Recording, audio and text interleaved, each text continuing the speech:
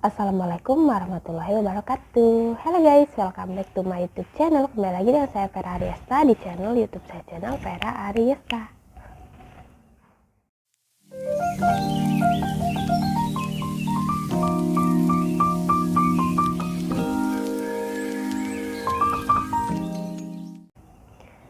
Jadi di video saya kali ini saya akan membahas apa saja yang harus dipersiapkan ketika kita sudah memasuki semester akhir menuju sidang, skripsi, dan wisuda. Jadi jika kalian ingin tahu penjelasannya, jangan di skip, terus tonton videonya sampai habis. Jangan lupa like, comment, and subscribe. Dan jangan lupa share video ini ke sosial media yang kalian punya, karena mungkin saja video ini bisa bermanfaat. Let's keep on watching. By the way, maaf ya backgroundnya begini, karena di kosan gak ada background yang bagus, adanya segini. By the way, sekarang saya sudah kuliah memasuki semester 6. Semester 6 itu lumayan sangat berat dan melelahkan, apalagi sekarang kuliahnya via Zoom meeting, tidak tatap muka dan online. Itu tuh lebih berat dan lebih menyusahkan. Nah, saya nggak bakal bahas itu karena hari ini kita akan bahas apa saja yang harus kita persiapkan ketika kita sudah memasuki semester akhir, dan agar skripsi kita itu saat sidang lancar tanpa ada hambatan. Nah, jadi yang pertama, kalau untuk di Universitas Pamulang, kalian itu harus punya 5 sertifikat nasional. Nah, di sini saya udah punya 5. 1, 2, 3, 4, 5. Nah, jadi sertifikat nasional ini harus dicicil dari semester 1 ya, karena seminarnya itu jarang banget dan enggak setiap bulan ada. Jadi kalian harus tanya-tanya terus kepada ketua kelas kalian tentang ada tidaknya acara seminar di Universitas Pamulang. Jadi kalian harus punya 5 sertifikat nasional ya, dicicil nih dari semester 1. Takutnya nanti pas udah semester 6 kaget ditanya 5 sertifikat nggak ada, nanti takutnya harus ngulang ya. Jadi buat kalian yang masih semester 1, 2, 3, 4, persiapkan ya 5 sertifikat nasional ya. Udah paham kan? 5 sertifikat nasional. Untuk yang kedua, kalian harus juga punya sertifikat internasional 1 aja. Jadi selain sertifikat nasional, kalian harus punya sertifikat internasional. Nah, kebetulan saya udah ikut seminar internasional dan udah ada juga sertifikatnya, cuma dalam bentuk soft copy, jadi belum saya print. Dan itu termasuk syarat ya, jadi kalian harus terus cari informasi di grup kelas, di grup kelas yang lain, karena nggak selamanya kalian itu akan sekelas dengan teman kalian yang dari semester 1. Jadi rajin-rajinlah nanya dan rajin-rajinlah mencari banyak teman supaya kalian itu nggak ketinggalan informasi ketika ada seminar internasional. Karena setahu saya seminar internasional itu adanya 1 tahun sekali. Jadi nggak kayak seminar nasional kan. Kalau seminar nasional mah 2 bulan sekali, 3 bulan itu pasti ada.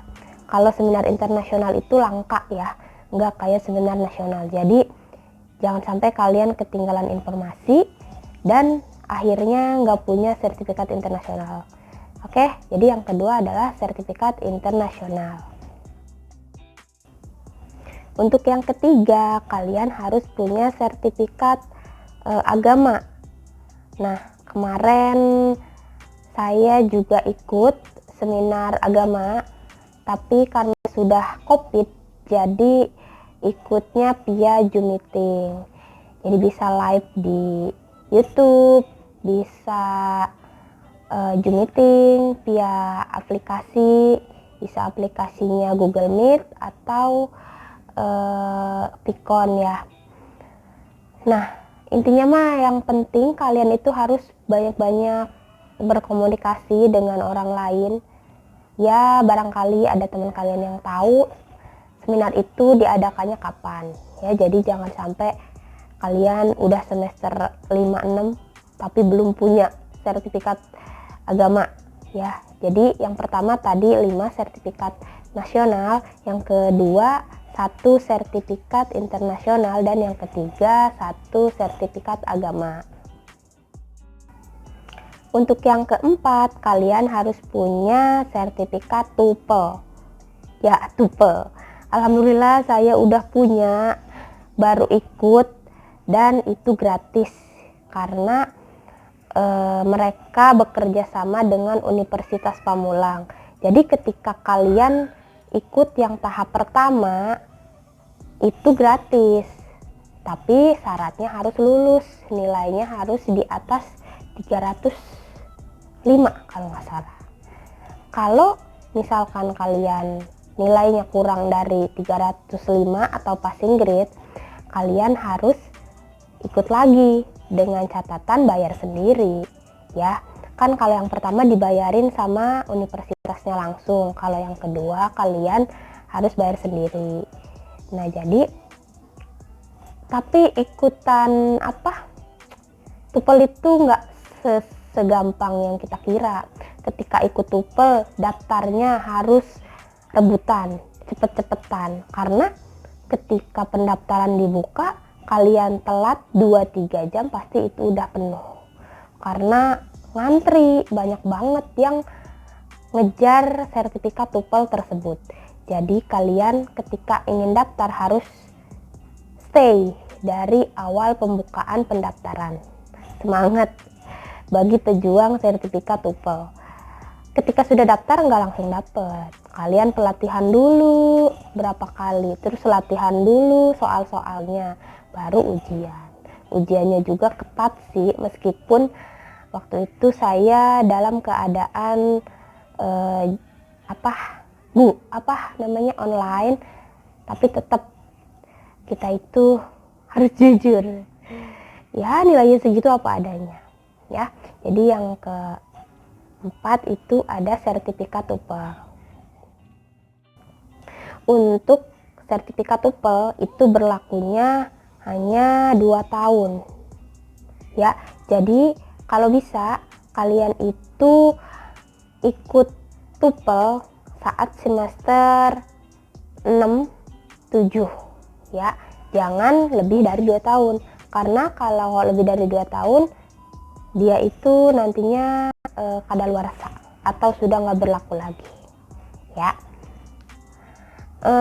Untuk PKM nanti saya akan buat videonya, kegiatannya seperti apa.